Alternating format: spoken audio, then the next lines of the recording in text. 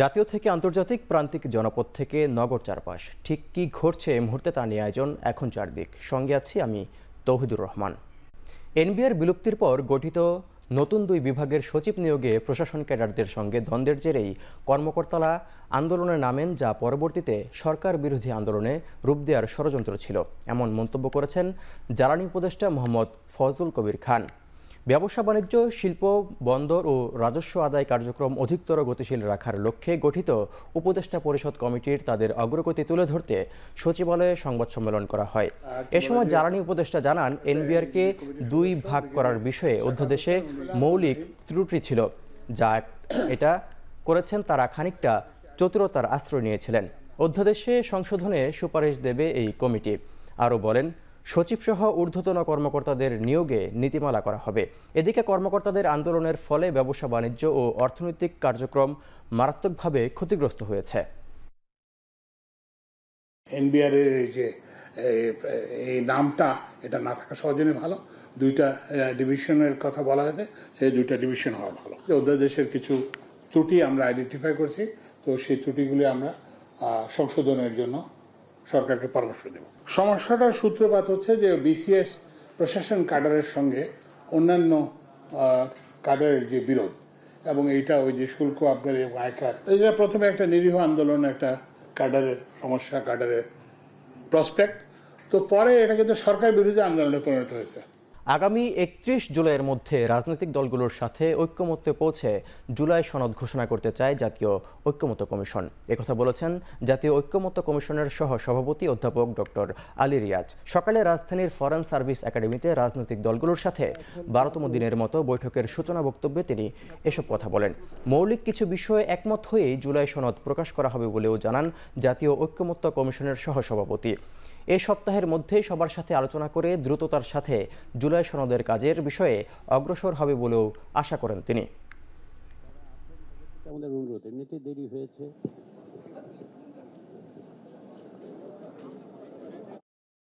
আমাদের কিছু মৌলিক বিষয়ে ঐক্যমত্য প্রতিষ্ঠার মধ্য দিয়ে দ্রুততার সঙ্গে এই একটি জাতীয় সনদে উপনীত হতে হবে। সেটার লক্ষ্য আমাদের 30শে জুলাইয়ের মধ্যে যে কোনো প্রক্রিয়ায়, বড়জোর আমরা 31 তারিখ পর্যন্ত যেতে পারি। আমরা চেষ্টা করছি জুলাই মাসের মধ্যে যেভাবেই হোক এই জায়গায় একটা যৌক্তিক জায়গায় আসা, এবং জুলাই আগস্টের আন্দোলনের শহীদদের প্রতি এটা হবে আমাদের যে দায়িত্ব আছে, সে দায়িত্ব পালনের একটি পদক্ষেপ। গণতন্ত্রের গণ অভ্যুত্থানের পর পুরনো দুর্নীতি ও মাফিয়াতন্ত্রে ফিরতে চায় না বলে জানিয়েছেন এনসিপির আহ্বায়ক নাহিদ ইসলাম। এ সময় সকল ক্ষেত্রে বৈষম্য নিরসনে এনসিপির নতুন ব্যবস্থাপনার বাস্তবায়ন চায় বলেও জানান তিনি। দুপুরে পিরোজপুরের পথসভায় অংশ নিয়ে তিনি এই কথা বলেন। দুর্নীতির ব্যবস্থায় ফিরে যাইতে চাই না, আমরা মাফিয়াতন্ত্রের ব্যবস্থায় ফিরে যাইতে চাই না। আমাদের আন্দোলনের সময় আমাদের স্লোগান ছিল বৈষম্য, বৈষম্য বিরোধী সমাজ গড়তে হবে। সমাজে নানা ধরনের বৈষম্য, ধর্মের বৈষম্য, শ্রমিকের সাথে বৈষম্য, এই সকল বৈষম্য, গরিবের সাথে বৈষম্য, এই বৈষম্যগুলো দূর করতে হবে। রাজধানীর মিটফোর্ট হাসপাতালের সামনে ভাঙারি ব্যবসায়ী সোহাগ হত্যাকাণ্ডের আরও দুজনকে গ্রেপ্তার করেছে পুলিশ। এ নিয়ে এই হত্যার ঘটনায় মোট 7 জনকে গ্রেপ্তার করা হলো।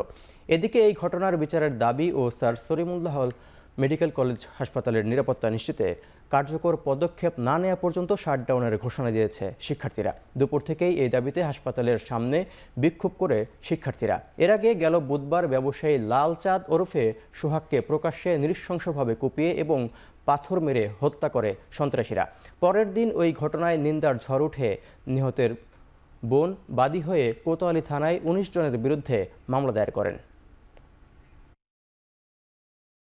চাঁদাবাজি ও সন্ত্রাসী কর্মকাণ্ডের প্রতিবাদে ঢাকা কলেজে প্রতিবাদ সমাবেশ করেছে উচ্চ মাধ্যমিকের শিক্ষার্থীরা। রোববার সকালে ঢাকা কলেজের মূল ফটকের সামনে এই সমাবেশ অনুষ্ঠিত হয়। এ সময় শিক্ষার্থীরা রাজনৈতিক দলগুলোকে সতর্ক করে বলেন, দেশের চলমান অস্থিরতার জন্য রাজনৈতিক দলগুলোকেই দায় নিতে হবে। দেশে কোনো চাঁদাবাজি ও সন্ত্রাসের প্রশ্রয় দেওয়া হবে না। এ সময় তারা স্বরাষ্ট্র মন্ত্রণালয়ের সমালোচনা করে বলেন, দেশের এমন পরিস্থিতির জন্য তাদের ক্ষমতায় বসায়নি শিক্ষার্থীরা। সোহাগ হত্যার বিচার দ্রুত সম্পন্ন করে দেশের আইনের শাসন প্রতিষ্ঠার দাবিও জানান তারা।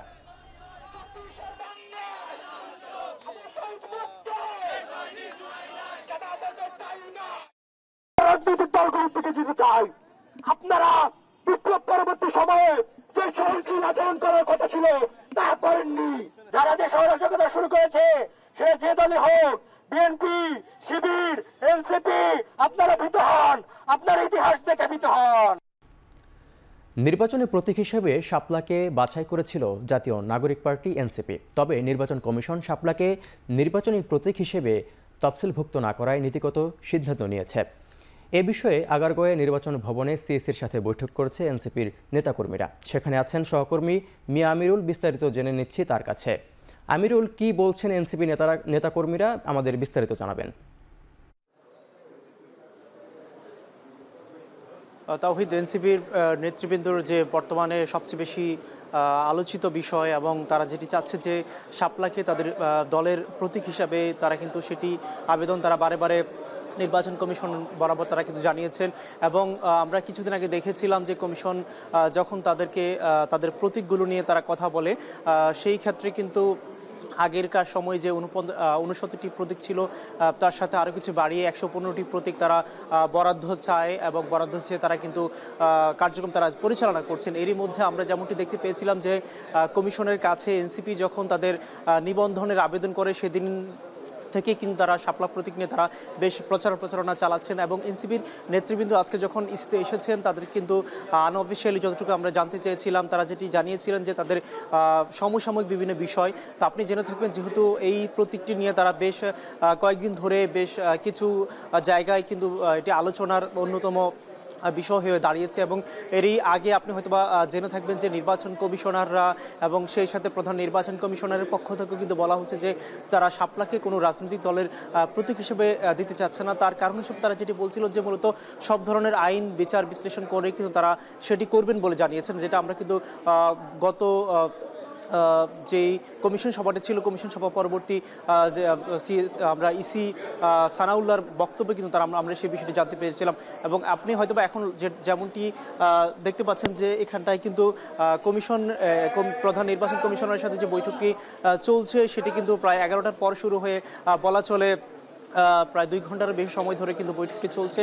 এবং এখানটায় গণমাধ্যম কর্মী যারা রয়েছেন সবাই কিন্তু মুখিয়ে আছেন যে আসলে কী ধরনের বক্তব্য এখানটায় তারা দিবেন কিংবা কী ধরনের আলাপ আলোচনা হয়েছে ভিতরে হচ্ছে। কেননা আপনি জেনে থাকবেন যে আগামী যেহেতু নির্বাচনকে সামনে রেখে কমিশন বিভিন্ন ধরনের কাজগুলো করছে, তারা কিন্তু বিগত যে 2-3টি কমিশন সভা ছিল তার পরবর্তীতে কিন্তু তারা বেশ কিছু সিদ্ধান্তে পৌঁছায় যে আসলে তারা রাজনৈতিক দলগুলোর নিবন্ধন কীভাবে দিবেন এবং সেই সাথে রাজনৈতিক দলগুলোর যে আচরণ বিধি কেমন হবে এবং নির্বাচনে যে সীমানা এলাকা নির্ধারণের যে বিষয়টি সেটি কেমন হবে, প্রবাসীদের পোস্টাল ভোটের কথা আমরা কিন্তু গতকাল যেমনটি দেখেছিলাম যে এনসিপির নেতৃবৃন্দ তারা কিন্তু সামাজিক যোগাযোগ মাধ্যম সহ বেশ কিছু মাধ্যমে তারা কিন্তু প্রবাসীদের ভোট নিয়ে একটি কথা বলছিলেন। যেই ব্যাপারটি কিন্তু আমরা অন্যান্য রাজনৈতিক দলের পক্ষ থেকে দেখেছিলাম যে তারা প্রবাসীদের ভোট নিয়ে কথা বলছেন। সেই সাথে আমরা কিন্তু অন্তর্বর্তী সরকারের পক্ষ থেকে যে প্রেস সচিব রয়েছেন শফিক, তিনি কিন্তু তার যে ব্রিফিংটি হয়েছিল যে প্রধান উপদেষ্টার সাথে নির্বাচন কমিশনের, এর পরবর্তী ব্রিফিংয়ে কিন্তু সরকারের পক্ষ থেকে জানানো হয়েছিল যে আসলে তারা নির্বাচন ঘিরে যে আইন শৃঙ্খলা পরিস্থিতি সেই সাথে যে তারা নির্বাচনের যে আনুষঙ্গিক বিষয়গুলো রয়েছে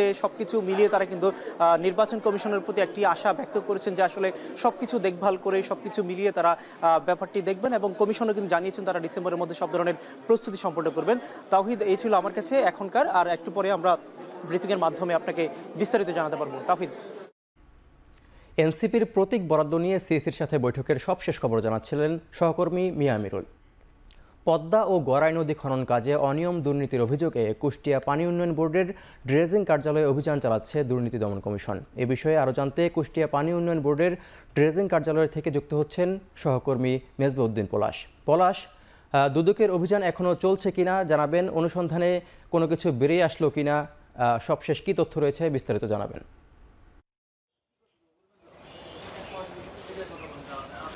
বেলা 12:30টার দিকে দুদকের 5 সদস্যের একটি টিম কুষ্টিয়ার পানি উন্নয়ন বোর্ডের যে ড্রেজিং শাখায় সেখানে আসলে অভিযান চালাচ্ছেন। ঠিক আমার পেছনে যেই ভবন দেখছেন এই ভবনেই কিন্তু অভিযান চলছে এবং সেখানে যে ড্রেজিং কাজের যে বিভিন্ন যে অনিয়ম যে দুর্নীতি হয়েছে কিনা সেসব অভিযোগের ভিত্তিতেই মূলত এই অভিযানে সেই কাগজগুলো আসলে তারা যাচাই বাছাই করছেন তারা। এবং এছাড়াও যে ড্রেজিংয়ে মূলত সারা বছর কিন্তু ড্রেজিংয়ের যে কাজ সেটি কিন্তু কুষ্টিয়ার যে গড়াই নদীতে কিন্তু আসলে হয়ে থাকে এবং সেই কাজের যে অনিয়ম যে দুর্নীতি হয়েছে কিনা সেটি নিয়েই কিন্তু তারা এই অভিযানটি চালাচ্ছেন।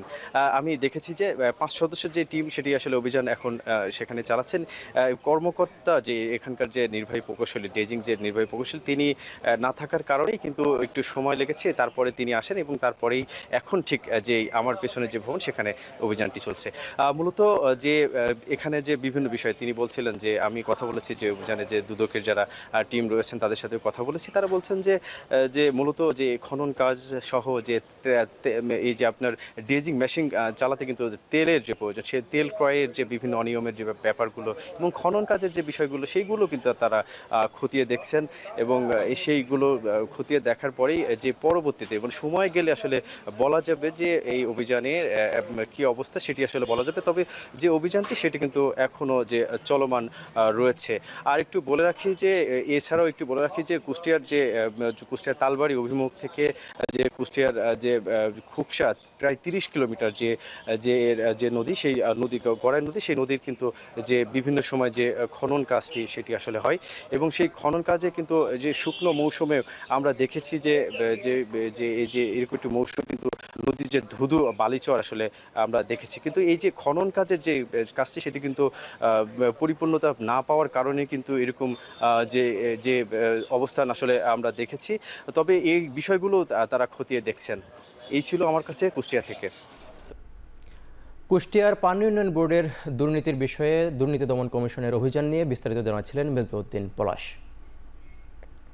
চট্টগ্রাম নগরীর উত্তর কট্টলী থেকে হালিশহর পর্যন্ত দখল হয়ে যাওয়া সরকারি প্রায় 40 একর জায়গা উদ্ধারে উচ্ছেদ অভিযানে নেমেছে চট্টগ্রাম জেলা প্রশাসন, আইন শৃঙ্খলা রক্ষাকারী বাহিনী ও পানি উন্নয়ন বোর্ড।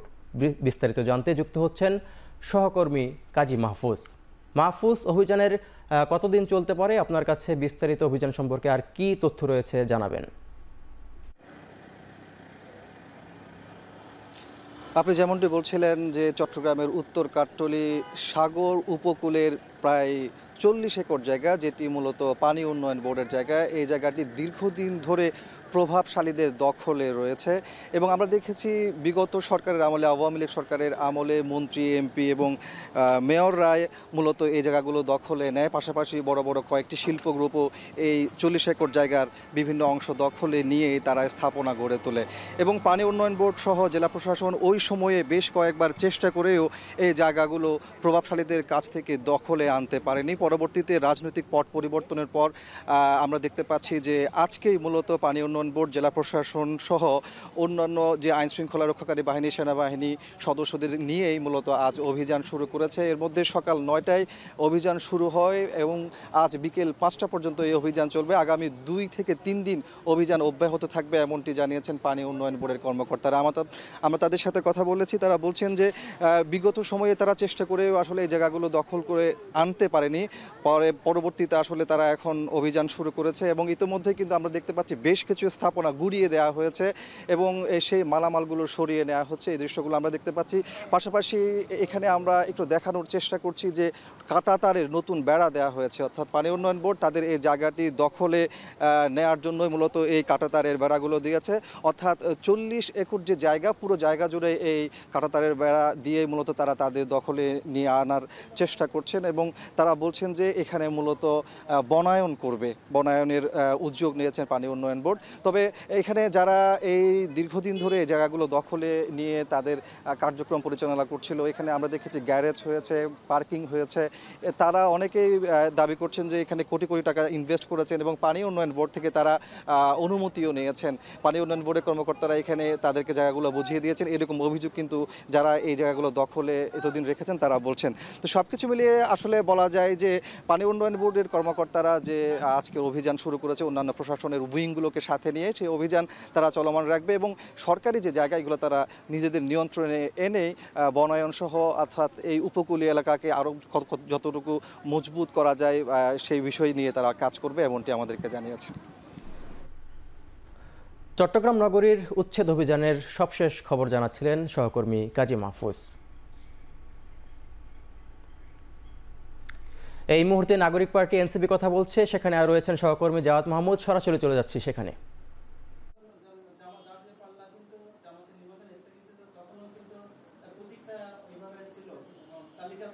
আচ্ছা, আমি মনে হয় আপনার প্রশ্নটা আপনার প্রশ্নটা বুঝতে পেরেছি।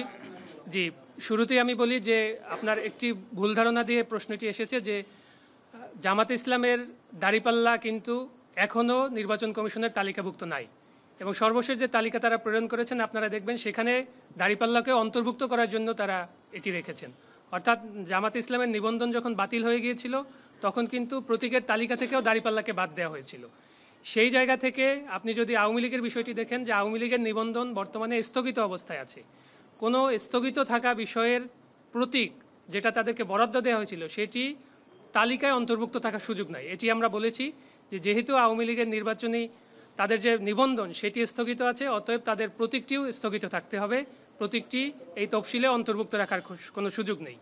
দ্বিতীয় প্রশ্নটি হচ্ছে যে আপনি যে একটি প্রশ্ন করলেন, এটি আসলে আমাদের মাঝে কিছু লোকের মাঝে এই ভুল ধারণাটি তৈরি হয়েছে যে জাতীয় প্রতীক আসলে শাপলা। কিন্তু আপনারা যদি সংবিধানের 4-3 অনুচ্ছেদ এবং 1972 সালের একটি অর্ডার আছে এবং 72 সালের এই জাতীয় প্রতীক নিয়ে একটি রুলস আছে, এগুলোর একটি কম্বাইন্ড রিডিং আপনারা দেখেন, সেখানে দেখবেন যে 4টি আলাদা স্বতন্ত্র উপাদান নিয়ে জাতীয় প্রতীকটি গঠিত। তার ভিতরে ধানের শীষ আছে, তার ভিতরে তারকা আছে, তার ভিতরে পাট পাতা আছে এবং শাপলা আছে। এই 4টি আলাদা উপাদানের মধ্যে ধানের শীষ আপনারা জানেন ইতিমধ্যে বাংলাদেশ জাতীয়তাবাদী দল বিএনপির প্রতীক, তারকা একটা দলের প্রতীক এবং পাট পাতা সোনালী আঁশ আর একটা দলের প্রতীক আছে। এছাড়াও জাতীয় ফুল হিসাবেও যদি আপনি এটাকে ট্রিট করেন, জাতীয় ফল কাঁঠাল আরও অন্য একটি নিবন্ধিত দলের প্রতীক হিসাবে রয়েছে। তো আমাদের এইখানে যে মিসকনসেপশনটি বারবার হচ্ছে যে জাতীয় প্রতীককে শাপলা হিসেবে ব্র্যান্ডিং করা হচ্ছে, কিন্তু জাতীয় প্রতীক আসলে শাপলা নয়। জাতীয় প্রতীক হচ্ছে 4টি আলাদা আলাদা উপাদানের সমন্বয়ে গঠিত একটি প্রতীক এবং সেখানকার মাপ কী হবে, সেখানকার রং কী হবে, সেখানকার ব্যাসার্ধ কী হবে, ব্যাসার্ধর রং কী হবে, এগুলো সবই 1972 সালের যে অর্ডারের শিডিউল এবং 72 সালের যে রুলস সেটার অ্যাপেন্ডিক্সের মাধ্যমে এটি সম্পূর্ণভাবে স্পষ্ট করা আছে। আমি আপনাদেরকে অনুরোধ করব যে সেগুলো আপনারা দেখবেন এই ব্যাখ্যাগুলো দেওয়ার আগে এবং সেগুলো দেখেই এই ব্যাখ্যাগুলো দিবেন।